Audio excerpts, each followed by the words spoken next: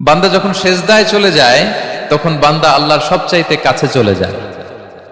ফাকসিরু ফিহি দুআ, তাই ওই সময়টাতে তোমরা বেশি বেশি দোয়া করো, আল্লাহর কাছে চাও, কারণ এটা একটা মাহেন্দ্রক্ষণ। কি বলেন? সেজদায় যখন চলে গেলাম, আল্লাহর সবচেয়ে কাছে চলে গেলাম, বিষ্ণু বেশি খালেন, এই সুযোগটা কাজে লাগা, তখন বেশি বেশি কি করো? দোয়া করো। দীর্ঘ সময় সেজদায় পড়ে থাকার জন্য বিষ্ণু ইসা ইসলাম আমাদেরকে উৎসাহিত করেছেন। দীর্ঘ সময় তিনি সেজদা দিতেন। বিষ্ণু ইসা ইসলামের সেজদাগুলো কি আমাদের সেজদার মতো ছিল ভাই?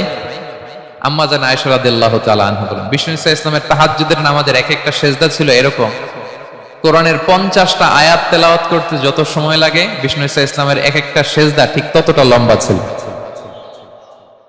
এত দীর্ঘ সময় বিষ্ণু ইসা ইসলাম সেজদায় পড়ে থাকতেন। তো বিষ্ণু বলেছেন, তুমি যখন সেজদায় পড়ো আল্লাহর সবচেয়ে কাছে চলে যাও, সো ওই টাইমটাতে দোয়া করো। কি দোয়া করব? বিষ্ণু ইসা ইসলাম সেজদায় পড়ে তাসবিহ করতেন, সুবহানা রাব্বিয়াল আ'লা, সুবহানা রাব্বিয়াল আ'লা।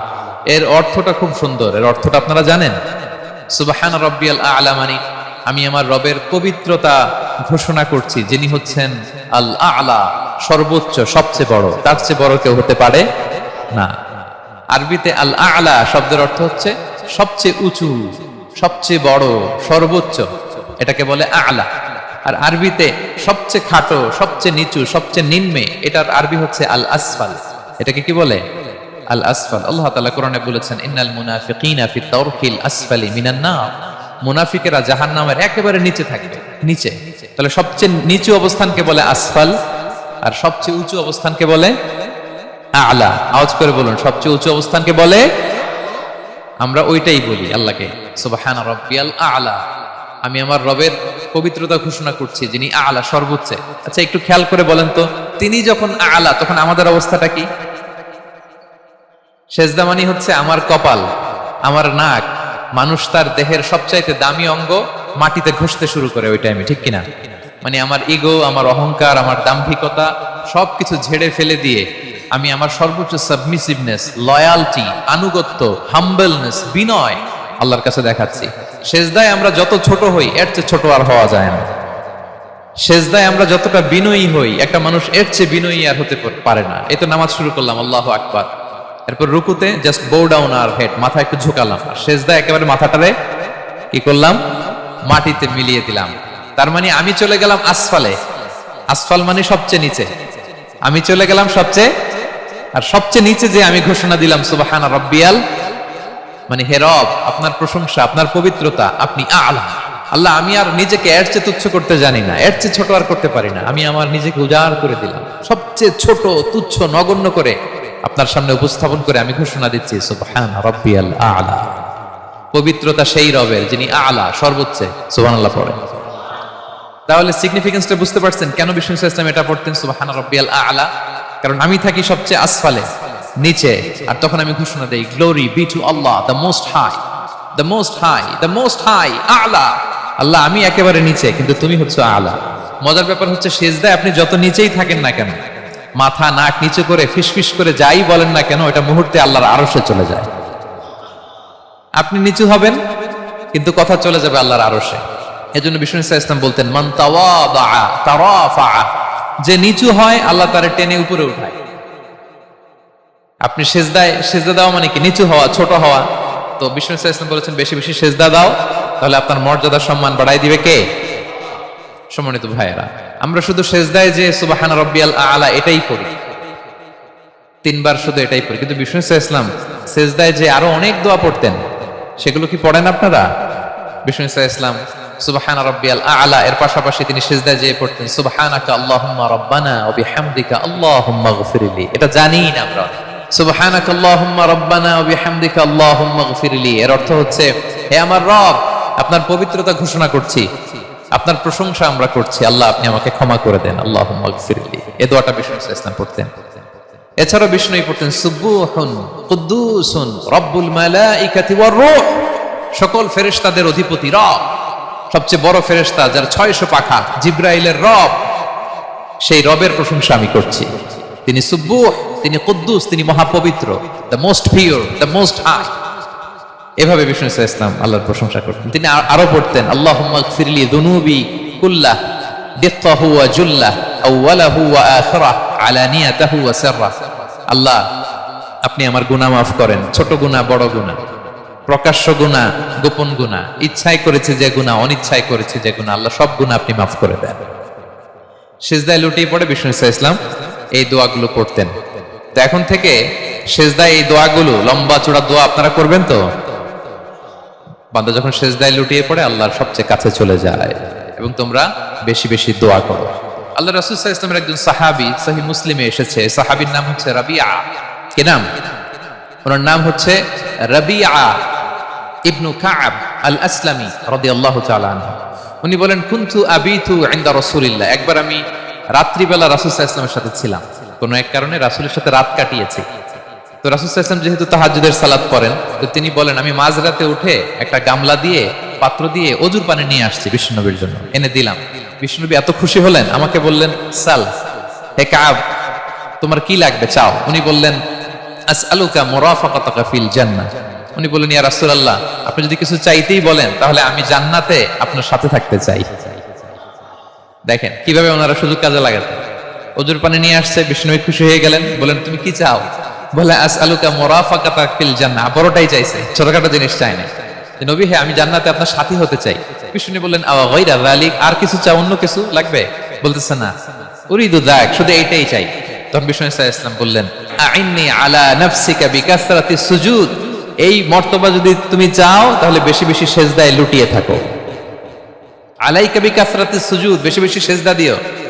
যদি সেজদায় পড়ে থাকতে পারো তাহলে জান্নাতে আমার সাথী হতে পারবা। আল্লাহু আকবার।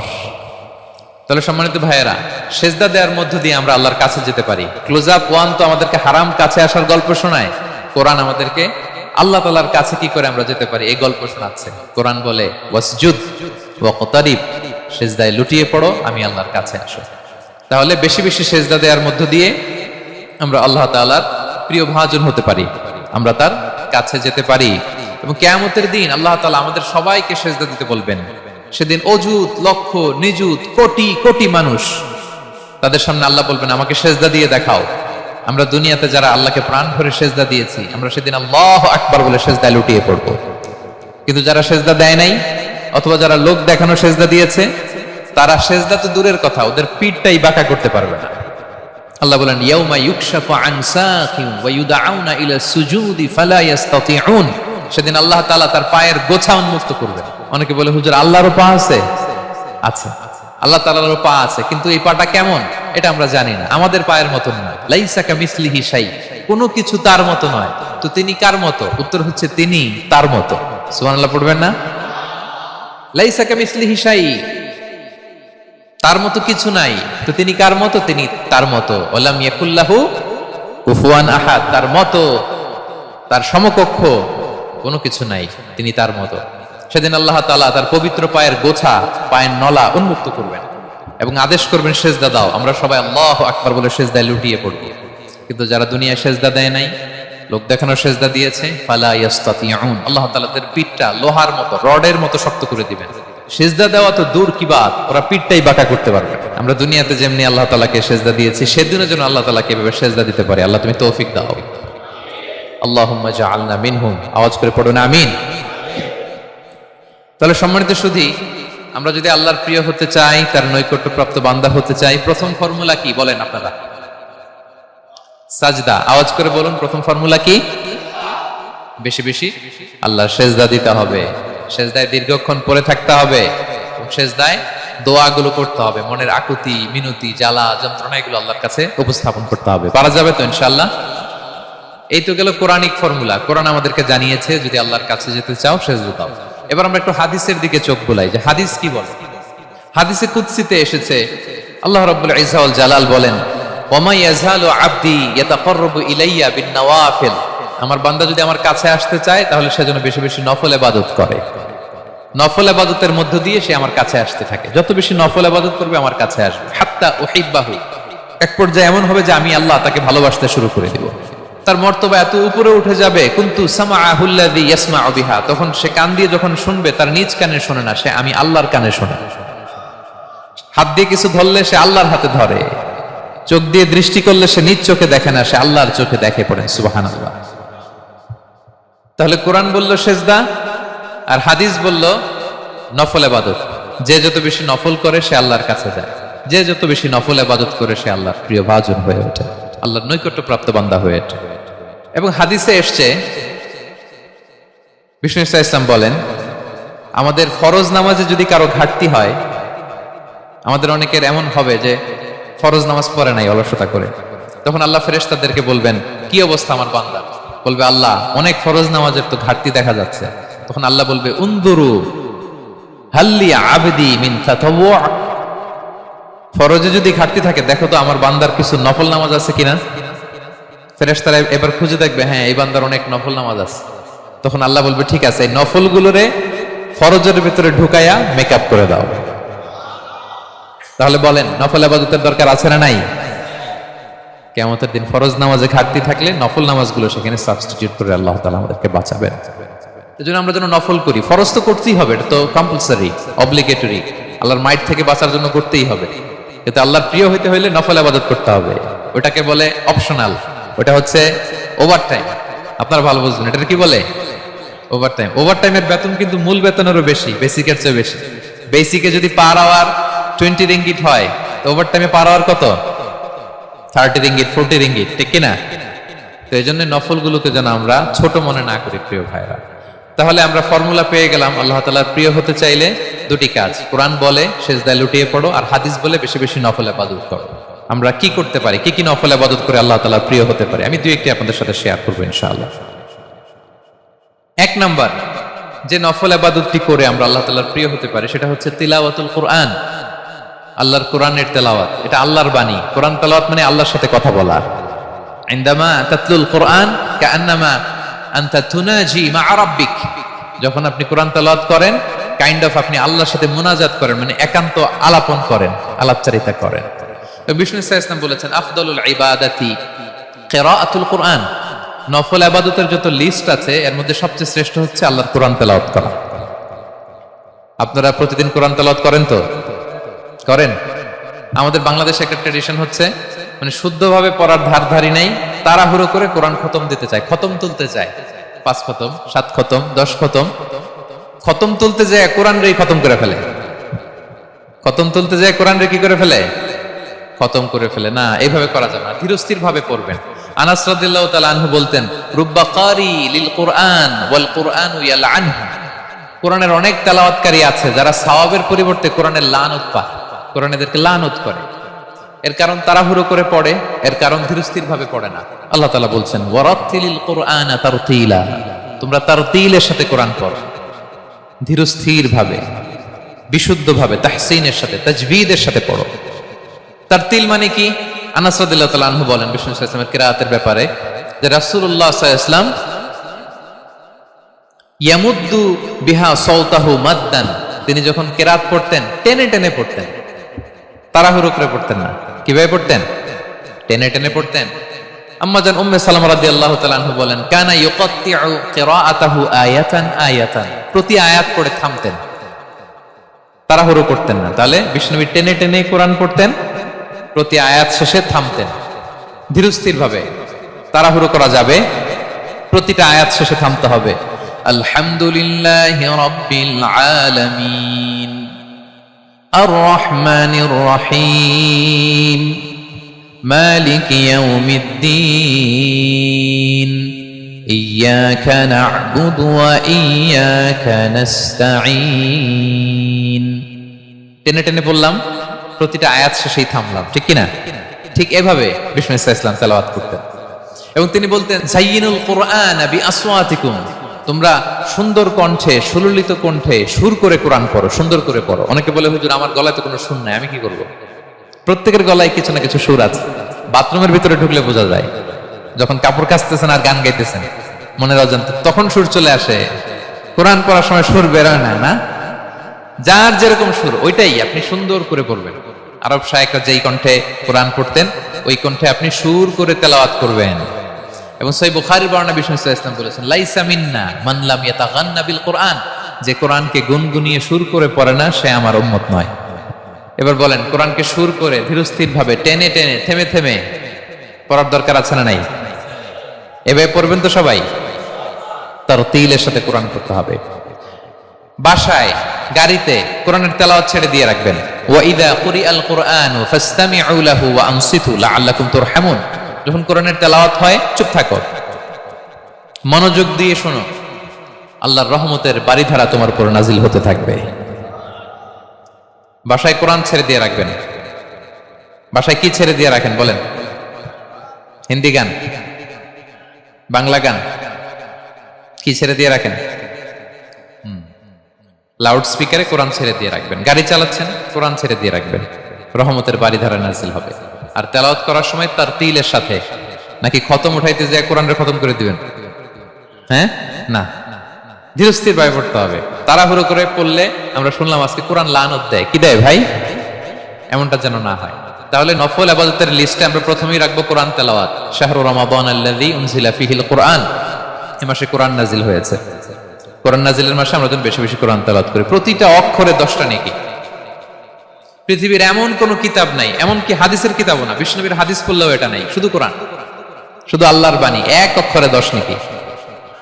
বিষ্ণু সাল্লাল্লাহু আলাইহি ওয়াসাল্লাম বলেন সূরা বাকারার শুরুতে যে আলিফ লাম মিমের মধ্যে এই 3টা অক্ষর বলে যে 10টা নেকি হবে এমন না, বল আলিফু হারফুন ওয়া লামু হারফুন ওয়া মিমুন হারফুন। আলিফ বললে 10 নেকি, মিম বললে 10 নেকি, লাম বললে 10 নেকি, আলিফ লাম মিম বললে 10টা সওয়াব হয়ে যাবে। এই বরকতের কিতাবকে আমরা মসজিদের সেলফে রেখে দিছি। মাকড়সার বাসা, ধুলা বালি পড়ে আছে, এটা পড়ার সময় আমাদের হয় না। আমরা যেন কোরআন তেলাওয়াত করি প্রতিদিন। ফজরের পরে কোরআন তেলাওয়াত করতে হবে। ফজরের পরের মুমিনের ওয়াজিফা বা রুটিন হবে রিসাইটেশন অফ দ্য হোলি কোরআন। আপনারা পড়েন তো ফজরের পরে? হ্যাঁ, একজন বলছে ইনশাআল্লাহ, বাকিরা নাউজুবিল্লাহ। বাকিরা কি? সবাই একসাথে পড়ুন ইনশাআল্লাহ। তাহলে নফল ইবাদতের 1 নম্বর লিস্ট হচ্ছে কোরআন তেলাওয়াত করা। আমরা বেশি বেশি যেন কোরআন তেলাওয়াত করি। আল্লাহ তাআলার প্রিয় হওয়ার যে পদ্ধতি, নফল ইবাদতের মধ্য দিয়ে আল্লাহ তাআলার প্রিয় ভাজন হওয়া যায়। এর 2 নম্বর তালিকা হচ্ছে আত-তাহাজ্জুদ বা কিয়ামুল লাইল, রাতের সালাত। কিসের সালাত? 2 রাকাত করে মাঝরাতে যে সালাতটা বিষ্ণু সাল্লাল্লাহু আলাইহি ওয়াসাল্লাম পড়তেন, এটাকে বলে কিয়ামুল লাইল বা তাহাজ্জুদ। এক সাহাবী বললেন, ইয়া রাসূলুল্লাহ, আইয়ুস সালাতি আফদালু বা'দাল মাকতুবা? ফরজ নামাজের পরে কোন নামাজ সেরা? বিষ্ণু বললেন, আস-সালাতু ফি জাওফিল লাইল, মাঝরাতে যেই নামাজটা পড়ো তাহাজ্জুদ, এটা সবচেয়ে সেরা। ফরজ সালাতের পরে সবচাইতে শ্রেষ্ঠ সালাত হচ্ছে তাহাজ্জুদের সালাত। আল্লাহ তাআলা বলেন, ওয়া মিনাল লাইলি ফাতাহাজ্জাদ বিহি নাফিলাতাল লাকা আসা আইয়াবআসাকা রাব্বুকা মাকামান মাহমুদা। নবী হে, রাতের কিছু অংশে আপনি তাহাজ্জুদের সালাত পড়ুন, এটা আপনার জন্য অতিরিক্ত একটা ফরজ। এটা বিষ্ণু সাল্লাল্লাহু আলাইহি ওয়াসাল্লামের জন্য ফরজ ছিল, অতিরিক্ত ফরজ, নাফিলাতান লাক। এবং আসা আইয়াবআসাকা রাব্বুকা মাকামান মাহমুদা, আশা করা যায় এর কারণে আল্লাহ তাআলা আপনাকে মাকামে মাহমুদে উত্তীর্ণ করবেন। মাকামে মাহমুদ হচ্ছে এমন একটা স্পেশাল জায়গা, একটা মাকাম, যেই জায়গায় দাঁড়িয়ে বিষ্ণু সাল্লাল্লাহু আলাইহি ওয়াসাল্লাম আমাদের জন্য সুপারিশ করবেন। মাকামে মাহমুদে দাঁড়িয়ে বিষ্ণু সাল্লাল্লাহু আলাইহি ওয়াসাল্লাম আমাদের জন্য সুপারিশ করবেন। তাই আমরাও যারা তাহাজ্জুদের সালাত আদায় করব, আমাদেরকে এরকম মাকামে মাহমুদ মানে সুউচ্চ মর্যাদার আসনে আল্লাহ তাআলা নিয়ে যাবেন। যারাই তাহাজ্জুদ পড়ে তাদের মর্যাদা বাড়িয়ে দেয় কে? এই নামাজটাকে আল্লাহ এত পছন্দ করেন কেন? এর কারণ, এটা এমন সময় পড়া হয় যে সময় দুনিয়ার সবাই ঘুমায়। দুনিয়ার সবাই কি করে? নিঝুম নিস্তব্ধ রাত, আপনি উঠে ওযু করে নামাজ পড়তেছেন, তখন আপনি ঘুমান না, আপনি তখন আল্লাহর রঙে রঙিন হতে চান, কারণ আল্লাহও ঘুমায় না। সুবহানাল্লাহ পড়েন। আল্লাহ বলে, লা তাখুযুহু সিনাতু ওয়ালা নাওম, never the sleep not the slumber overtakes me. আমি আল্লাহর ঘুম তো আসে না, ঘুমের আগে যে তন্দ্রা আসে ওইটাও আসে না। আরবিতে স্বাভাবিক ঘুমকে বলে নাওম। আওয়াজ করে বলেন তো, ঘুমের আরবি কি? নাওম। আর ঘুমের আগে যে একটা ডোজি ডোজি ভাব আসে, ঝিমুনি আসে, এটাকে বলে সিনা। এটার কি বলে? আল্লাহ বলে, লা তাখুযুহু সিনাতু ওয়ালা নাওম, আমি আল্লাহর ঘুম নাই, ঘুমের আগে যে তন্দ্রা আসে ওইটাও নাই। তো আপনি ওই টাইমে আল্লাহর রঙে রঙিন হতে চান, আল্লাহ ঘুমায় না, তো আপনিও ঘুমান না। ঘুমের আর একটা গভীর নাম আছে, ওটার নাম হচ্ছে হুজুদ। আওয়াজ করে বলেন তো এটার নাম? ওটা মাঝরাতে, শেষ রাতে যে একটা গভীর ঘুম আসে, এটার বলে হুজুদ। দেখবেন যে শেষ রাতে একটা এমন মজার ঘুম আসে, কম্বলটা টেনে টেনে এসিটা ছেড়ে দিয়ে আরেকটু ঘুমাইতে মনে চায়, আরেকটু আরেকটু আরেকটু ঘুমাই, এরকম একটা ঘুম আছে না? আরামের ঘুম। তো এই আরামের মাঝরাতের গভীর ডিপ স্লিপিং, ওইটারে আরবিতে বলে হুজুদ। ওইটারে আরবিতে কি বলে? এই হুজুদের ঘুমকে স্যাক্রিফাইস করে যে নামাজটা পড়া হয়, ওইটাকেই বলা হয় সলাতুল হুজুদ বা সলাতুত তাহাজ্জুদ। পড়েন সুবহানাল্লাহ। হুজুদকে স্যাক্রিফাইস করে আপনি নামাজ পড়েছেন, এজন্য এই নামাজের নাম সালাতুল হুজুদ বা সালাতুত তাহাজ্জুদ। ওয়া মিনাল লাইলি ফাতাহাজ্জাত বিহি নাফিলাতাল লাক আসা আন ইয়াবআসাকা রাব্বুকা মাকামান মাহমুদা। আপনি যদি প্রশংসার স্থানে উন্নীত হতে চান তাহলে এই রাতের সালাত পড়তে হবে।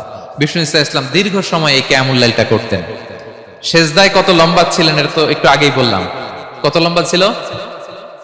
এক একটা সেজদায় 50টা কোরআনের আয়াত তেলাওয়াত করা যায়, এত লম্বা সময় তিনি সেজদায় থাকতেন। সুবহানাল্লাহ। আর কত দাঁড়িয়ে থাকতেন এটার বলে লাভ নাই। দাঁড়িয়ে থাকতে থাকতে থাকতে থাকতে হাত ধরে যেত, এরপরে হাত ছেড়ে দিতেন, তারপর কোরআন তেলাওয়াত করতেছেন। আবার একটু ভালো লাগলে আবার হাত বাঁধতেন। দাঁড়িয়ে থাকতে থাকতে থাকতে থাকতে হাত্তা তাতাফাত্তারা কদামা, পা দুইটা ফুলে এরকম মোটা হয়ে যেত। আম্মা জান আয়েশা বলতেন, ইয়া রাসূলুল্লাহ কদ গফিরা লাকা মা তাকদ্দামা মিন যামবিকা ওয়া মা তাআখার। আপনার তো এমনিই গুনাহ নাই, কিন্তু আল্লাহ ঘোষণা দিয়েছে আপনার আগের পরের সব গুনাহ মাফ। তা আপনার কোনো গুনাহই নাই, আপনি এত কষ্ট কেন করেন? বিষ্ণু বলেন, ইয়া আয়েশা আফালা আকুনা আবদান শাকুরা, আমি কি শুকরগুজার বান্দাদের অন্তর্ভুক্ত হতে চাইবো না? আমি কি আল্লাহর শুকরগুজার বান্দা হতে চাইবো না? আল্লাহ আমাকে ক্ষমা করেছেন ঠিকই, কিন্তু আমার তো কিছু দায়িত্ব আছে।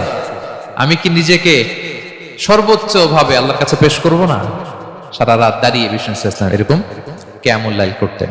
তাহলে আল্লাহ তাআলার প্রিয় হওয়ার প্রফিটিক যে সাজেশন, এর একটা হচ্ছে কোরআন তেলাওয়াত করা, 2 নাম্বার হচ্ছে তাহাজ্জুদের সালাত আদায় করা। আপনারা পড়েন তো নাকি? পড়বেন প্রিয় ভাইরা। যদি নিজের সম্মানকে আল্লাহর কাছে উচ্চে তুলে ধরতে চান, যদি বিষ্ণু ইসলামের সুপারিশ চান, যদি আল্লাহ তাআলার প্রিয় ভাজন হতে চান, তাহলে তাহাজ্জুদ ইজ কম্পালসরি। কি পারা যাবে তো? ইনশাআল্লাহ, ইনশাআল্লাহ বিইذنিল্লাহ। আল্লাহ তাআলার প্রিয় হওয়ার 3 নাম্বার মাধ্যম হচ্ছে বেশি বেশি আল্লাহ তাআলার কাছে চাওয়া, মানে আদ-দুআ, দোয়া করা। কি করা?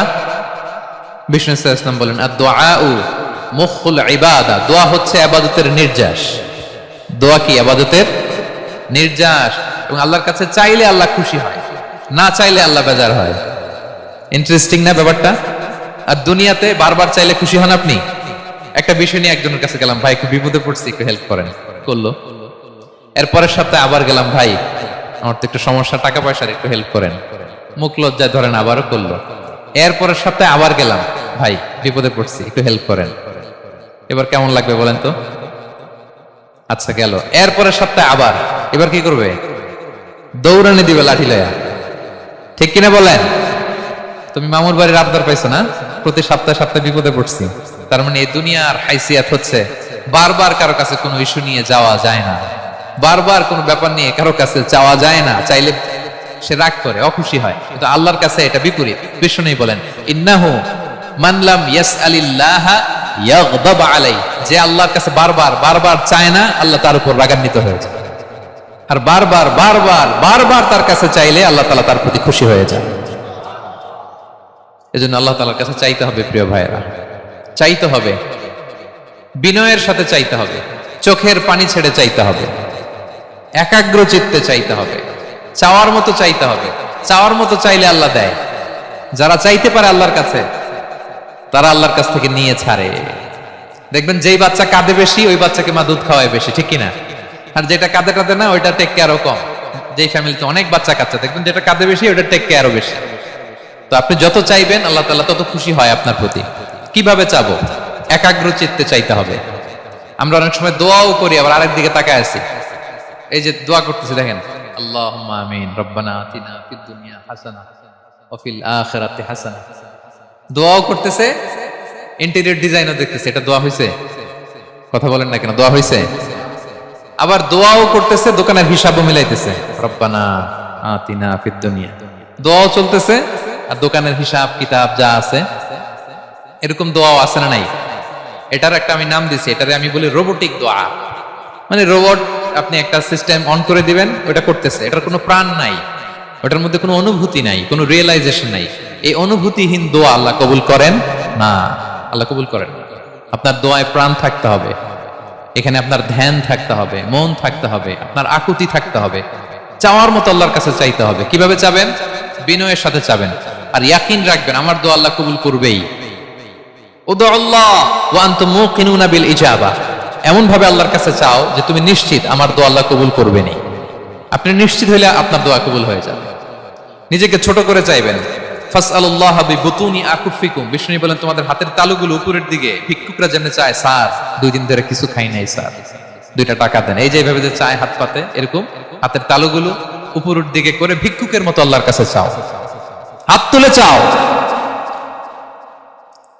হাত না তুলেও দোয়া করা যায়, হাত তুলেও করা যায়, কিন্তু বিষ্ণু বলেন হাত তুলে চাও, কারণ ইন্নাল্লাহা হাইয়ুন কারীম, আল্লাহ বড় লাজুক এবং লজ্জাশীল।